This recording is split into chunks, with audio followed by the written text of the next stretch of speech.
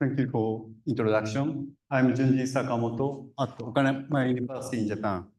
Today, I'd like to talk about the vibration fatigue, especially focusing on the relationship between vibration change and damage accumulation.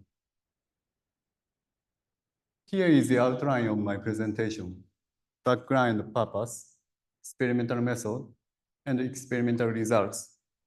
And these experimental results are the basis for the prediction of crack size, and prediction of crack size, and finally, conclusions. So let's start by talking about background purpose. These figures show the results of a study by Courage et al. They studied the change of vibration properties during bending vibration tests using this plate specimen. And this is the result. In this graph, the horizontal axis shows the vibration frequency, and the vertical axis shows the vibration intensity. And at the beginning of the test, the vibration properties is shown by red line. But as the specimen is cracked and damaged, the first resonant frequency decreases with damage accumulation. And other many researches reported the same phenomenon occur because of decreasing the stiffness of material. So we focus on the phenomena.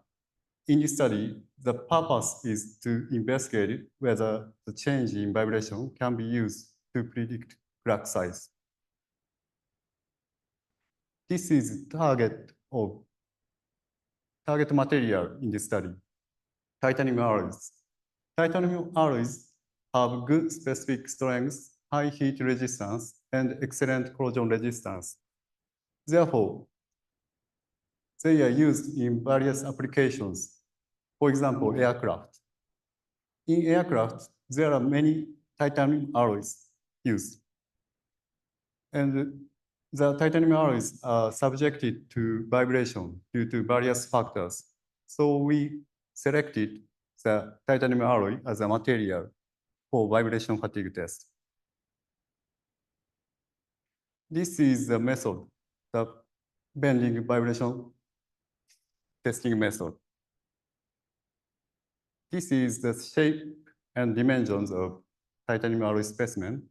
And the specimen was annealed at 650 degrees Celsius for 1 hour to release the residual stress, followed by electropolishing to smooth the surface.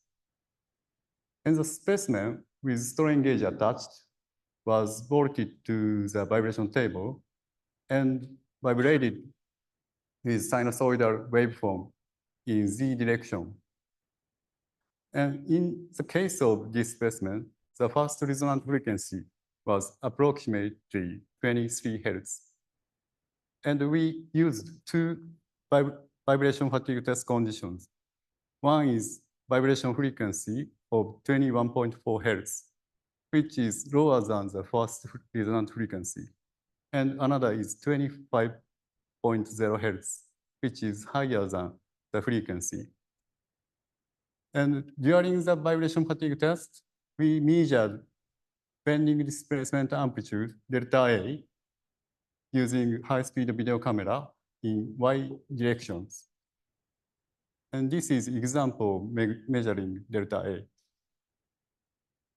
And also, we interrupted the vibration fatigue test at specified intervals to observe the cracks using replica method.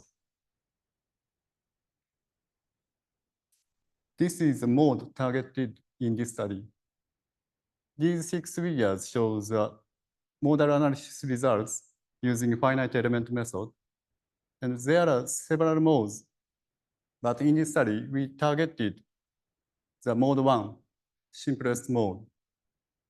And our targeted range of vibration frequency is 10 to 40 Hz. Let's move on to the experimental results. This is the change of bending displacement amplitude, delta A. So delta A changes in the middle of the test and fractures.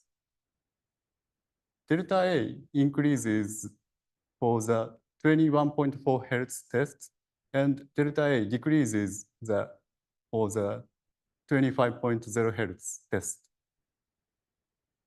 So the tendency of delta A change differs depending on the vibration frequency. So this is because the damage reduces the first resonant frequency. Therefore, 21.4 Hertz, where the first resonant frequency is approaching. So the vibration becomes bigger. And on the other hand, 25.0 Hertz, where the first resonant frequency is moving away, so the vibration becomes smaller. So this is the crack propagation behavior and calculation of total area of cracks. For the 25.0 Hertz test as an example. So this first, the cracks were initiated at 2 of the 4 corners at the notch. So like this. And we observe the front and back and side surfaces using replica method. And we measure the surface crack length C and crack depth A. And then we calculated the total area of cracks. And in the calculation, we assume the crack shape are elliptical. And using this equation, we calculated the total area of cracks. So we can see the total area of cracks gradually increases.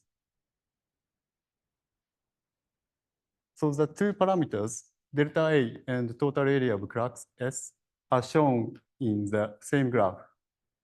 So we can see that before a crack initiation, delta A does not change significantly, but after the crack initiate and crack propagate to some extent, the delta A changes. So bending displacement amplitude, delta A, changes with increasing crack area. So let us consider the relationship between delta A change and crack size. So this is schematic diagram of vibration properties with vibration frequency on the horizontal axis and delta A on the vertical axis. So first, the crack area increases, first resonant frequency decreases. So the vibration properties shift to the left. So it causes the vibration change when we conducted the vibration test at the constant frequency. And the degree of vibration change depends on the vibration frequency. So this position. So in this study, we assume that the degree of vibration change depends on this slope at each vibration frequency. And using this slope, we consider differences in the delta A change due to vibration frequency. So this is a calculation of slope in this study. This figure shows the relationship between vibration frequency, FV, and delta A. So the slope at the 21.4 Hertz is 35.0, and the slope at 25.0 Hertz is minus 30.8. So these values are used. So this is a summary of the relationship between delta A change and crack size using the slope. So vertical axis shows the change in delta A, and horizontal axis shows the product of crack size, crack area, and the slope, d delta A, d FV.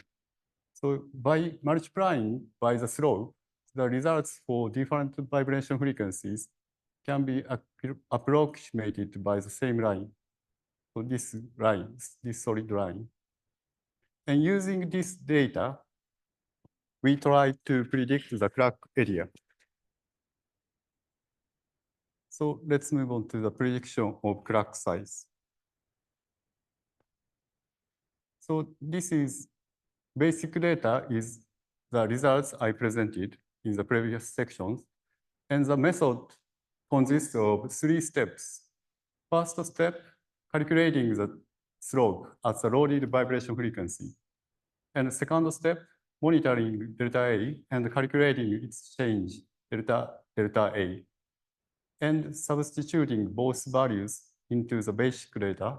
So this equation to predict the crack area S. So in this study, we verified that crack area can be predicted at FV of 25.3 Hertz in a new test. This is new test. So this is prediction results. The red triangle plots indicates the predicted results, and black circle plots indicates experimental results. So we can see both values are in good agreement. But although we need to consider the different vibration frequencies, so far the crack area may be predicted using this method. So this is conclusions. So using the data from 2 bending vibration conditions and the slope of the relationship between FV and delta A, the total area of cracks may be predicted by monitoring the change in delta A for bending vibration at other vibration frequencies. Thank you for your attention.